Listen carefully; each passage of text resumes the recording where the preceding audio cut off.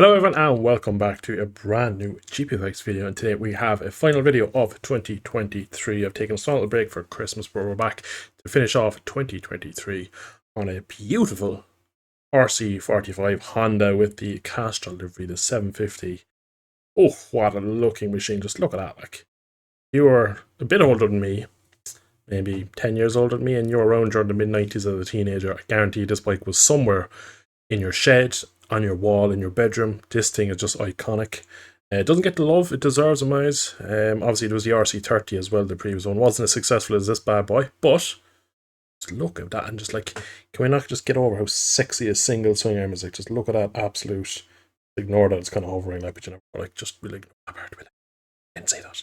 Just look, we'll go back here, you can't see it. Look how beautiful it is, and the old ambulance and fire truck as well. But today, basically, we're just going to do a little walk around this before we get on track, just to end off the year on a different track. This track is in Utah in America. This track actually isn't in Utah, believe it or not. Dipshit over here read that it was made by the same person who made the tracks Barbara and Utah. I was like, yeah, it's in Utah. It's actually in Louisiana, so I'm going to say Utah 1,000 times. Just ignore me, it's Louisiana. I apologize to my Americans. It is a new track. I don't even know the name, but I'll put it on the screen now. And basically a new track from Melandri, so props to him. I've done a couple of laps. It's a typical American track. It's wild, it's open, it's fast. It's a bit interesting. It's a bit slightly different to your average one, really, because it's not as up and down. It's a lot of twisty stuff. I like it.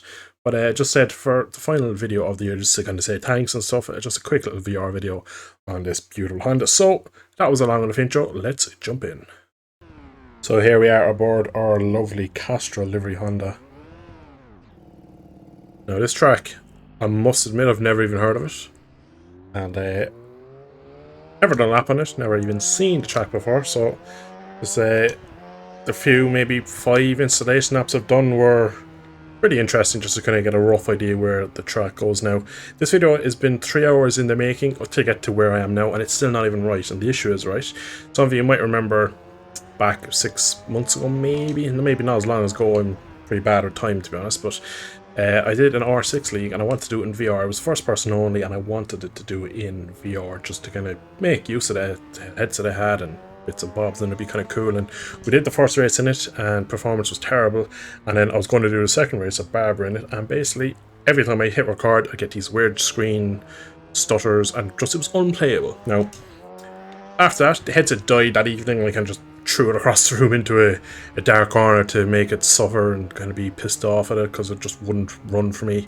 And one day, came back to it and I was like, you know what? I haven't used VR in a while, I'll charge up and use it. And it was fine, and I could record, and that video was Beta 21B being terrible. It was me as Frankie Morbidelli going around Portimao, and I did that in VR and it worked fine, didn't have any issues, no more than the normal issues that you have in VR. And thought to myself, great, it's fixed itself, maybe it's just a bit of a software glitch, whatever, I don't know. Basically, exact same thing today. I was like, you know what, we'll use the VR to finish off the season and the year, just to kind of utilise it. We got that all wrong, hello.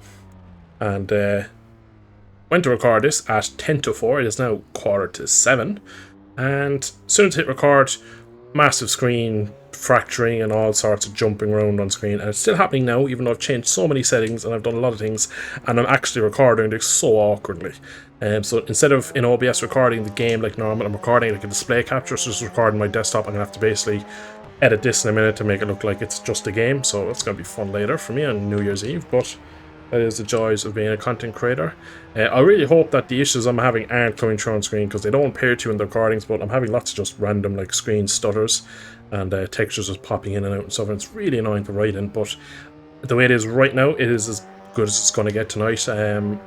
Anyone ever have this issue, please let me know how you fixed it, because for me it's one of the reasons why at the moment I'm kind of staying away from VR. And if I turn off OBS, it runs perfect, so butterly smooth and everything runs fine and stuff like that. And I found out there's a few settings I'd sort of basically wrong, but unfortunately they haven't fixed anything. Well, they've improved it but not taken it away and stuff like that. But again, if I turn off OBS, game plays perfectly, no stuttering. Now we have the weird kind of clipping when you're at lean. If you look down there, you might be able to see it. Actually, it may be gone at the moment. I've changed so many settings I don't even know what's what, but You kind of just see it slightly there, but if you remember any of my old VR videos, when I got near a curb, you'd see some kind of weird screen tearing going on down there, and it was just kind of a bit broken overall, and it was just unfortunate, really. And I'm just kind of stumped by VR. I'm not the most technically advanced person. Obviously, being a mechanic, I'm much more mechanically minded and stuff like that, so computers are a mystery to me. But again, if you have any setup ideas, the headset I'm using is the Meta Quest 2, and it's pretty good, really. Oh my god, the screen has gone like all jumpy. Playing after running wide, I couldn't even see the corner. Basically, the whole screen comes jumbled up. I can't see where I'm going, so that's why it's taken me so long. And a while ago it was happening consistently and it would stop for a few seconds, but now it's happening maybe once or twice a lap. Sometimes it happens quite small and you kind of, it's just like a little weird bug on screen, but you can look through it. But with the whole screen starts jumping up and down and shaking like that, you can't really see where you're going, which is really unfortunate. But enough about my VR issues. Let's have actually a decent look at this track here in Utah. It feels very American with the lack of kind of like it's American tracks. Again, American viewers might kind of correct me on this, but I feel like they're massive open land and they just build a track in the middle of it and does very little in terms of the grandstands. Now again, this probably isn't what the track looks exactly like in real life because it's very bare bones. I'd be surprised if this is exactly how it looks in terms of grandstands. Like does the odd Marshall hut there and the recovery vehicle and stuff like that, and there's the ambulance there and stuff. But it's I must say, when you're not coasting around blinded by your VR headset, it's actually a real fun track. So you get this sector here if you don't get a massive time slapper, and it's kind of like Mandalika in a way where it gets faster and faster and faster, and then you go into a bit of an S section.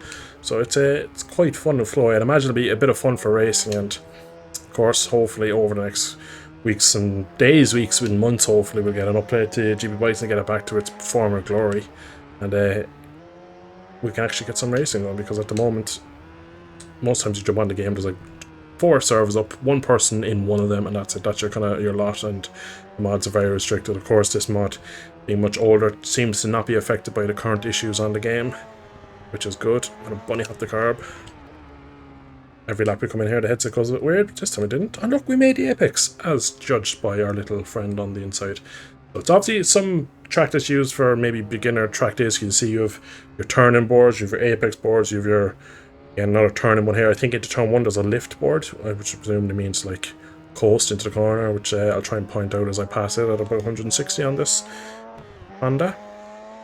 But to finish really up the video, I just want to say a massive thank you for all the support this year, and hopefully as I'm going to spot that lift board there, just massive thank you. 23 has been an up and down year for me in YouTube and for me personally, but I think we're at the moment where we sit right now, we're in a good place. YouTube is difficult. It's not a lot of things in life. Your success is kind of parallel to your input and your effort, whereas you can put a lot of effort into YouTube and not get the results, and then you can kind of take a bit of the step off the gas, we'll say, and then see a lot better results, and then try harder and then go backwards. So it's a very difficult game, this YouTube stuff. So constantly learning, constantly trying to improve, and a lot of times me trying to improve breaks things.